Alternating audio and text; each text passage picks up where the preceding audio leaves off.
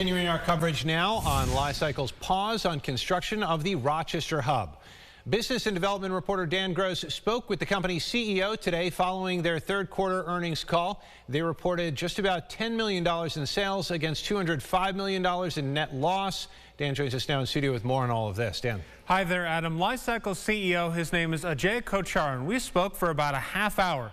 On the whole, he does admit that this is a tough situation for the company, but remains committed to Rochester. As he puts it, LiCycle has nearly, quote, $400 million in the ground, end quote, in the Rochester Hub. He again cited an increase in construction costs. Originally, he says they estimated $700 million, but as we've previously reported, that number ballooned to $850 million to $1 billion. Kochhar says that cost went up due to materials and time, saying the time it took to install all of this is the biggest expense, adding they're open to working with any contractor, including the ones they're currently trying to work with now.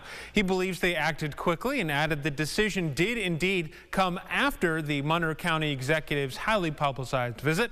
He says they plan to continue to look for a new phase plan for the project, continuing to work with the Department of Energy on that conditional loan, as well as looking at more financing options.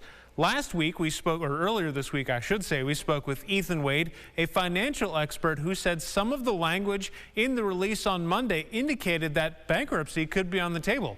So I asked LiCycle if it was. No, we're confident in our business. You know, we're in a tricky situation for sure.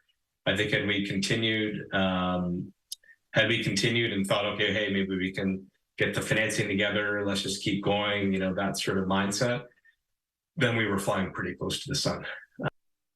Kochhar also acknowledged that trust has been broken with the people of Rochester and says as a company, they are reluctant to release any big plans too soon. Because of that, we have asked the Federal Department of Energy for comment, and we haven't heard back yet. Their fourth quarter earnings call for LiCycle coming out in February. Reporting the studio, Dan Gross, News 8.